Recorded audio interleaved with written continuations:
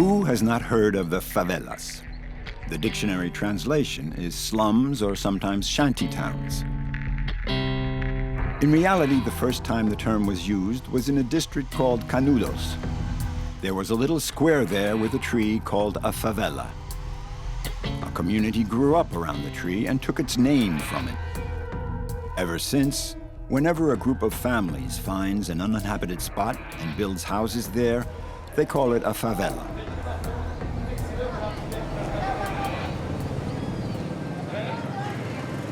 True story or not, the fact is there are today 2 million inhabitants of 1,000 favelas spread out across the city with no urban planning or politics.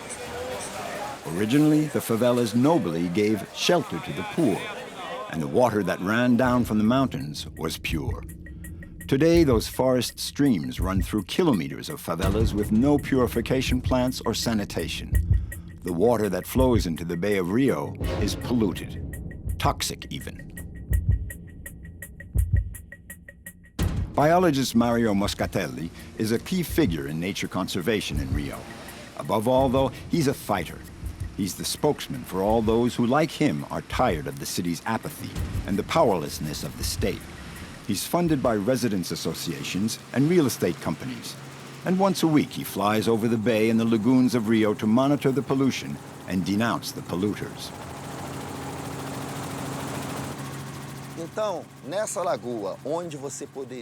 In the 80s, you could still find 40 different species of fish in this lagoon. But there's just one invasive species left, the tilapia. There used to be hundreds of species of birds, reptiles, mammals. Today, there's hardly 5 or 10 species left. But you do find sofas, TVs, chairs, bodies, anything. It's a real sewer, and there's no more water. It's completely contaminated, not a drop of oxygen. And with all the gases it gives off, the sulfur and the methane, it makes your eyes sting. The smell's unbearable. It stinks. In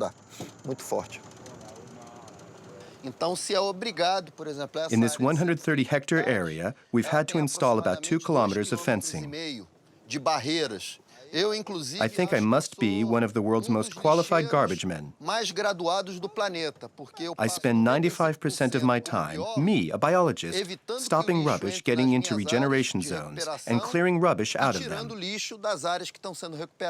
It's my worst enemy right now, the garbage, and the civilization that's producing it all and chucking it into streams and rivers.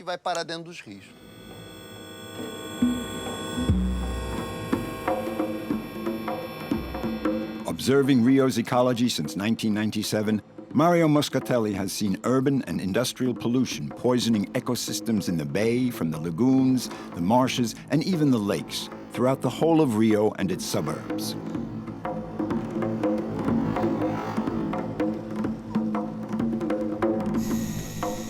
Is it irreversible? No, there's hope. In these magnificent virgin forests at the heart of the city, there are still true ecological treasures. It is thanks to these forests that Rio could one day get back to nature.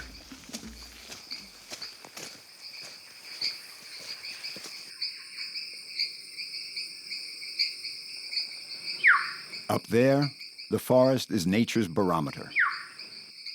There are species of animals that have been there for more than 25,000 years. The force of nature is still strong.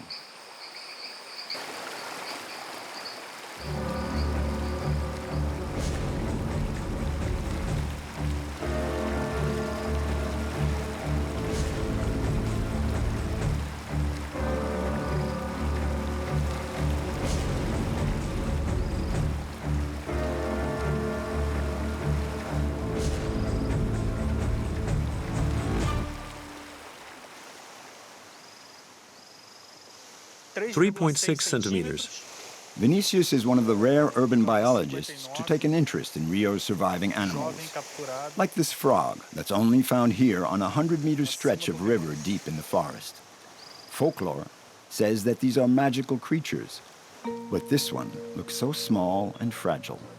Ailosia nassus is endemic to this region. Amphibians are the sentinels of the environment. The presence here of this individual indicates that this park has an excellent level of environmental quality, even of the water in the park.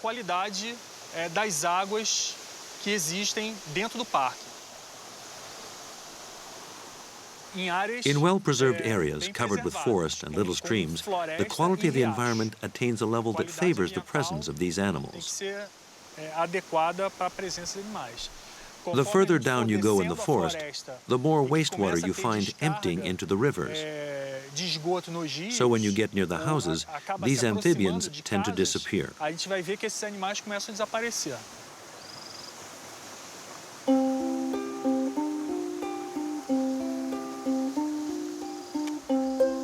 No princess has ever kissed it, but all the same, this little frog, proper name Elosionasus, is still proof of a miracle.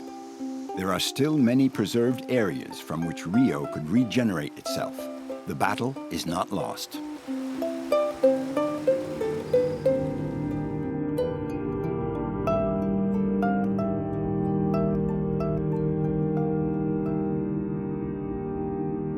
The water from the forests arrives in the lagoon polluted, so Mario Moscatelli wants to purify it. But how? By replanting along the shore the mangroves, those forests on stilts that live to the rhythm of the tides. They are a veritable biomechanical machine for depolluting the water, a natural way of putting air back into the water. It's important to plant mangroves because they're like maternity wards and supermarkets. They're filters. They maintain the diversity of the whole intertropical coastal zone. There are many other ecosystems, such as the coral reefs, but especially on the Brazilian coast, both small and commercial fishermen, as well as ecotourism, all depend on the mangroves. Without them, there'd be no fish, no crabs, practically no biodiversity. In 13 years, with the help of the municipality, Mario's team has rebuilt, plant by plant, 30 hectares of mangrove. Through urbanization, the airport, the embankments, and industrialization, the bay has lost 60% of its surface and is getting dangerously dry.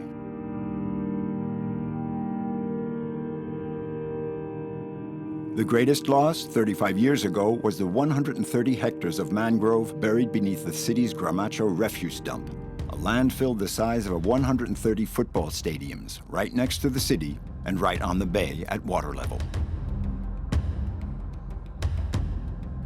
In 2012, aware of the ecological emergency, the municipality decided to close the dump.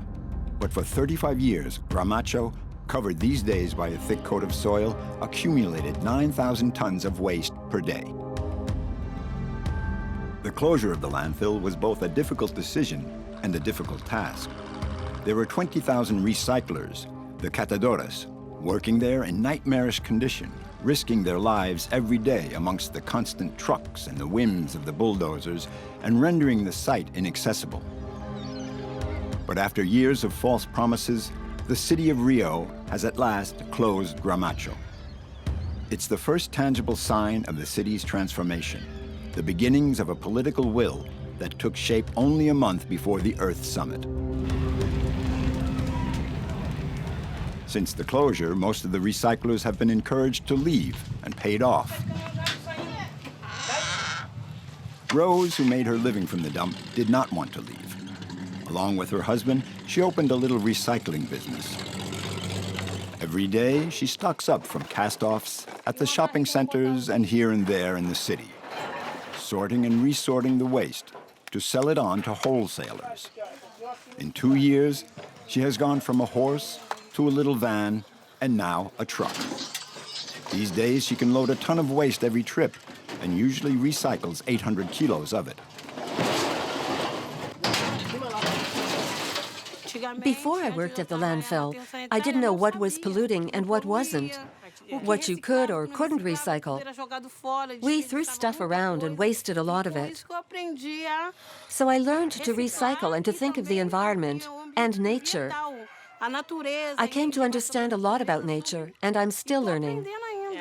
We got where we are today thanks to the landfill.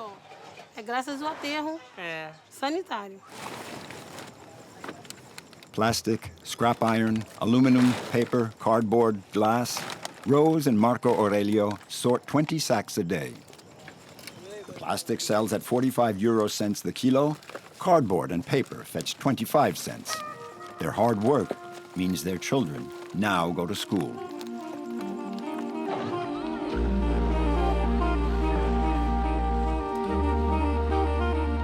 To get rid of its 9,000 tons a day of waste, Rio has opened an ultra-modern landfill, this time far from the sea, where the waste is treated in a controlled environment. 2 years after the closure, Guanabara Bay is starting to look healthier. People are making a bit of money. They're fishing again, selling fish. That's the power of nature for you. I reckon it's God's helping hand.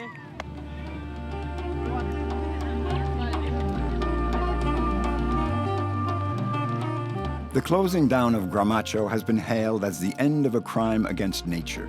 And day by day, nature is reasserting herself, leaving behind the days when she was run out of town.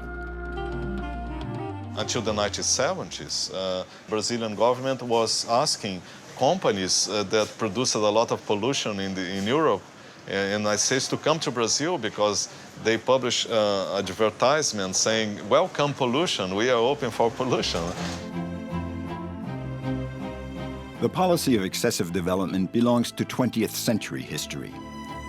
Today, Rio wants to move into a new era with a new face, a greener soul, and actions symbolic of its respect for life.